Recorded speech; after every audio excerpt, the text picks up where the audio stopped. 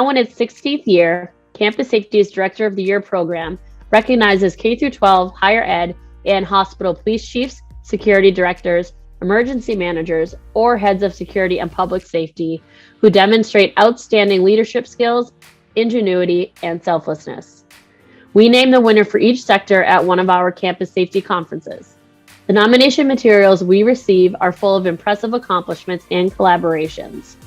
We briefly outline these achievements on our website, but wanted to further honor the nominees and their hard work by conducting interviews where they can elaborate on some of these successes. In these interviews, finalists share some of their challenges and subsequent solutions they've implemented. We hope campuses that may be considering similar endeavors find value and guidance in these discussions.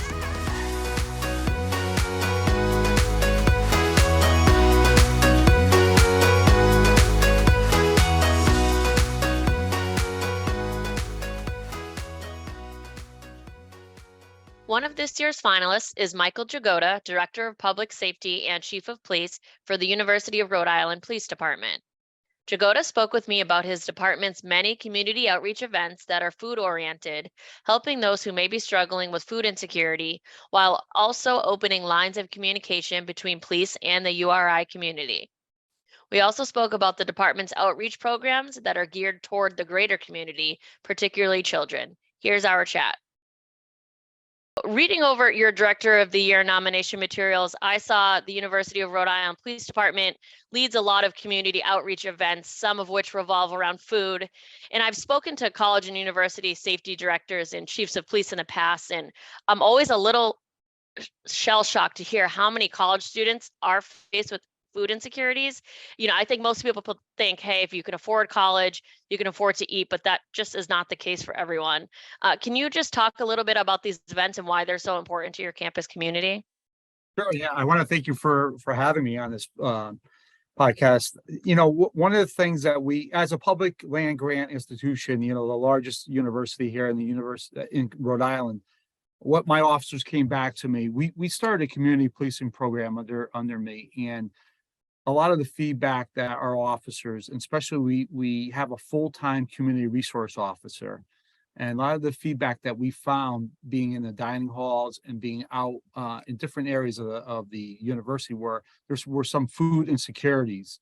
A lot of our students are first-generation students, and they're just basically able to afford their education, never mind room and board and different things like that. So what some of our community policing outreach programming was related to food events, and we had a grill, and we had hot dogs and popcorn and grilled cheese, and it was an opportunity for us really to engage with our stakeholders, with our students, really to break down those barriers, get out of the cruisers, and have those critical conversations and really build trust with our community members. And what we found through those conversations were some of our students, it was their only meal of the day.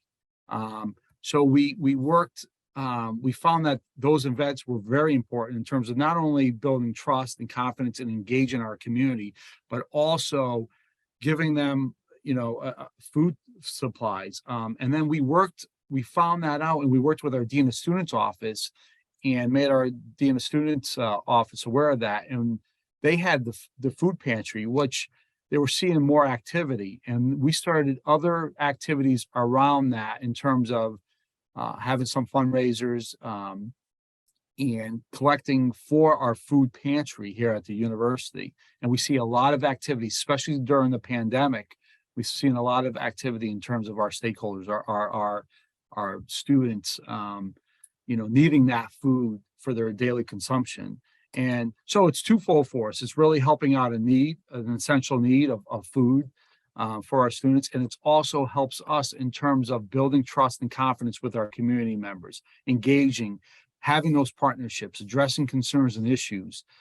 So when we have a major incident here at the university, we've already broken down those barriers, and our students really feel comfortable with our police officers in terms of that. It's a great partnership that we've had. So we found, again, twofold in terms of that program. We probably have about 22 events a year related to I actually was just looking at our statistical information based on our I like to share with you, we've handed out over 4,400 hot dogs, over 2,500 grilled cheeses, over 5,400 bags of popcorn, cases of water.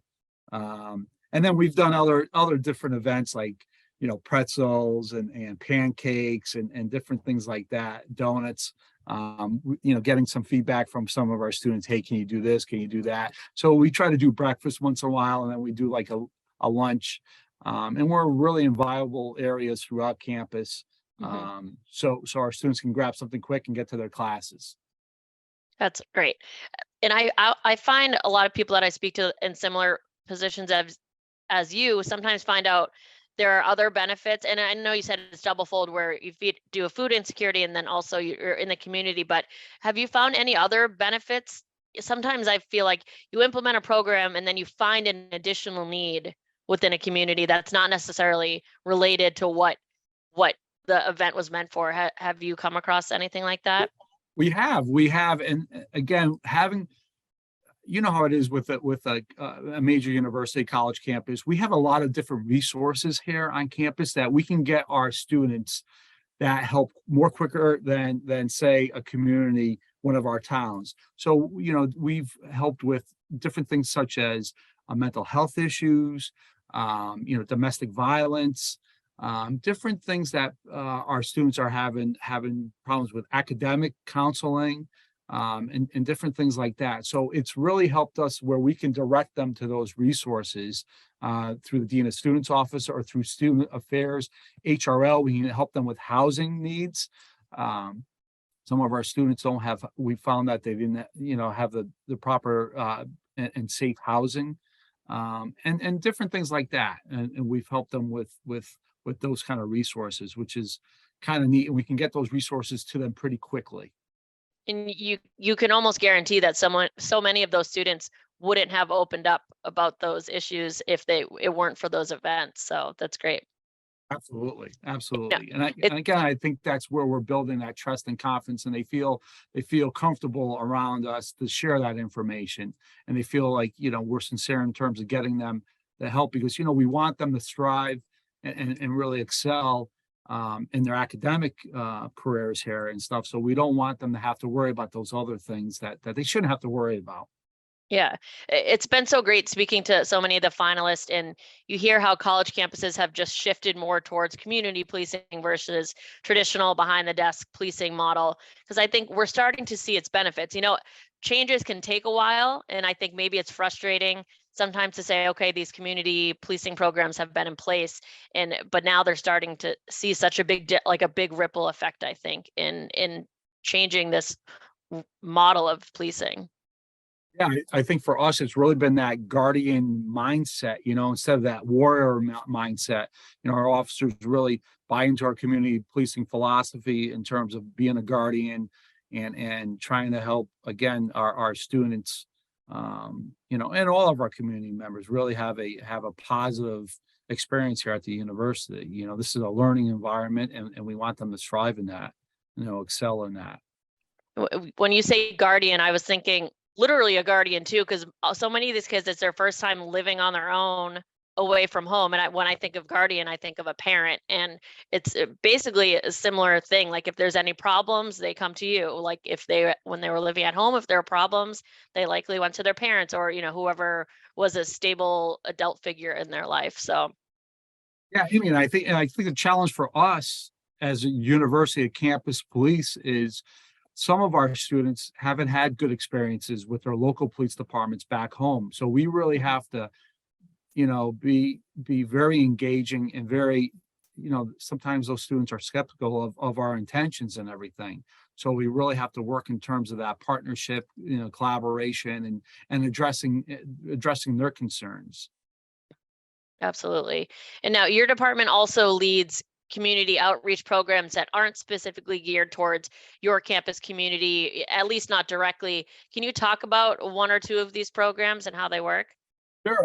As a major university here in Rhode Island, South County, I think it's our philosophy in terms of the universities, one of their values is about being a good neighbor, about being a good community member. And for us, it's about helping not only our URI community, but our extended community here in Rhode Island in terms of addressing some concerns. One of the programs we have is Kids, Cops, and Classrooms, which helps with collecting school supplies, really geared towards, K through 5, but we also supply K through 12, and we work with our Greeks, with our sororities and our fraternities, and we have fundraisers, and we collect anything from backpacks to school supplies, and we go to area schools throughout South County, our local schools here, and we work with them, getting them the school supplies that they wouldn't have the opportunity to get through because of budget reasons or other reasons like that. And we're able to supply them with supplies throughout the year. So it's a great opportunity for us, again, to work with our community members, our students, having those different type of events, community outreach, and then using that in terms of being good community members, remembering the values of the university in terms of our brand and what we stand for. Another big program that we have is our Stuffer Cruiser that we run over for 2 days. We collect over 3,000 unwrapped toys. And in addition to that, we get clothing and food supplies. The food supplies goes to our food pantry, and we adopt different families throughout the county. And we also work with 5 different social service providers in our area, along with Hasbro Children's Hospital, which is the major children's hospital up in Providence. And we supply them with all those toys, clothing, and also food and gift cards. So, we can help those in need, enjoy the holidays and different things like that. So it's a very successful program that we do. And really the officers, they really enjoy that program. They look forward to that time of year all the time. So, because not only is it great collecting that stuff, but when we actually go out to distribute it and we go to the different social service providers and we get to meet with those families and we get to go up to the Hasbro Children's Hospital, it's really a great opportunity for officers to see how fortunate we are in terms of belonging to a great community, but seeing those that in need and making a positive difference in their lives. Those are big memories for kids, and for some of them, maybe it motivates them to work extra hard, go to college and say, I remember when I was a kid and the URI police department did this program for me. And I'd be willing to bet that there is someone who goes to your school that was a part of those programs when they were a kid that remembers them. Yeah. For me, so we never had that Stuffer Cruiser program here. For me, it was very important. I started that here, and one of the reasons I started here was, I responded. I was with the Connecticut State Police, and I responded to Sandy Hook Elementary School's shooting. And one of the things I want to do in December, that's when the shooting happened, and I really wanted to do something for our youth, for our kids. And some of our officers were skeptical. They never had that kind of experience before. And as soon as we did this, it's one of our major events. It's one of the events that we're already planning for, and it gets bigger and bigger every year because we're seeing the need for it even more, especially during the pandemic and after the pandemic, and with the with different challenges we're facing right now in terms of financial cost of living. Cost of living, exactly.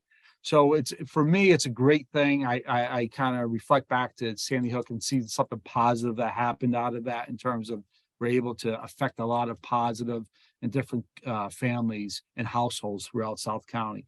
Our officer, we have a full-time community resource officer, and he's really taking community policing to a different level here. He actually received the Community Policing Officer of the Year award here in Rhode Island out of all our municipal and state police departments. So we, as a university, were recognized as having that Community Police Officer of the Year. So it's a great opportunity. We also do a lot of CREST trainings, which are civilian response to active shooter events. We're all trained as instructors, and our CRO, our community resource officer, does a lot of that training, not only for our internal stakeholders, our staff, our faculty, and our students, but we also welcome our community members to take part of that training. And we've seen a lot of benefits. Again, the benefits twofold. Not only do we give them preparing them the critical skill set to respond to an incident like that, but we also start building those bridges, those partnerships, and those, we build those trust and confidence that I think is so important in terms of being told things and see something, say something. No, so you were the Sandy Hook response. Do you know Paul Vance? I was right with Paul Okay. Vance. Paul was our PIO at the time. I was the commanding officer of the Bridgeport Barracks at the time and responded. So, Okay. and I ended up running the command post there. Mm-hmm. So he was our keynote speaker for Campus Safety Conference last year. Yeah, so he's a presence in many ways. He was a great keynoter, and there were so many, even in my job where we cover school shootings and things like that. He gave perspective on it that I had never heard, and talked about what you guys as first responders dealt with the aftermath too, with these families that went through it, and being liaisons with the family members who lost children in that event. So thank you for what you've done in that. And I can only imagine, I'm sure you're dealing with the stress and trauma still this many years later that come with that. Absolutely. And that's why active shooter preparedness for me is so important in terms of my experience there. And it's really something that I was able to bring here and get buy-in, and that family liaison officer program that we established there was so important in terms of communicating effectively to those families. And Paul did us proud in terms of being doing it the right way, being trustworthy, dealing with not only local media, but the national media, which sometimes could be nasty, and really, remember, the victims and the victims' families. So it was a long week. And it's something that, we, as a first responder there, we as a team, the state police, we remember that. I can't believe it's 10 years. And I can't believe, I had a meeting with my senior leadership a couple of weeks ago in terms of training and preparedness and what we're seeing. I never thought after 10 years after Sandy Hook, we would see the amount of active shooters mass shootings that we still see today. But we have to be prepared to, to respond properly to those, both as a law enforcement agency, but also as a society. Right. I just wanted to jump back. I was glad that you mentioned Greek life being involved in those events that you hold for the children, because you only hear about, obviously, the horrible circumstances or events surrounding those groups, and not so much about the hard work that so many of them are doing. So I was glad to hear that they're involved in that. It's important to, obviously, it's not as newsworthy to hear a fraternity or sorority being involved in an event like that versus some of the tragedies that have happened. So I was glad to hear that. Yeah, their leadership council has been very, Habitat for Humanity, different events that they're always participating. They help us with our Stuffer Cruiser. They donate money.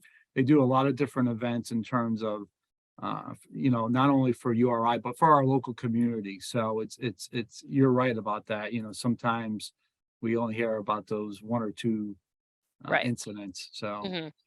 And now, similar to what I had asked earlier, aside from the obvious or anticipated benefits of the community outreach programs, were there any unexpected benefits or byproducts you didn't anticipate that came out of having these programs in place? Well, I think there's more of a demand for it. I mean, there's, from what we actually get more, our students, we started a police advisory student council now that where our students have a seat at the table, and they not only do they bring concerns from different sectors of the campus, from our Greeks, from our athletes to our commuters, they also go out, student senate, they also go out and advocate for us. And they say, no, this is what the police are doing. The police, they're addressing these safety concerns. They're addressing these security concerns. We started a safety walk throughout campus with our student senate in terms of walk and making sure that, our sidewalks are safe. We have proper lighting. Our blue light phones are working.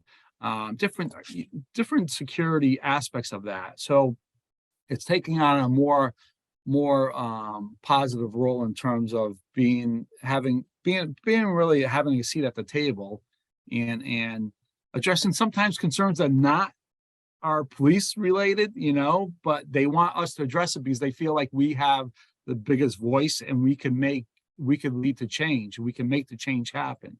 So and it's a good opportunity. We've been able to bring in other stakeholders in the campus, such as our facilities, our dining, our HRL, to address those concerns. So I think it's been very important. Involving them means they'll trust you more as well. So it's mutually beneficial. So that's great. Yeah, the other part of that too is we have good relationships with our local police departments that a lot of our students live in, and we've been able to work with them and train them in terms of, not so much not making an arrest, but understanding, sometimes we can do other things in terms of internally with student conduct, where it would be much more effective in terms of educational components and different things like that. So I think that's the other part that we've helped with.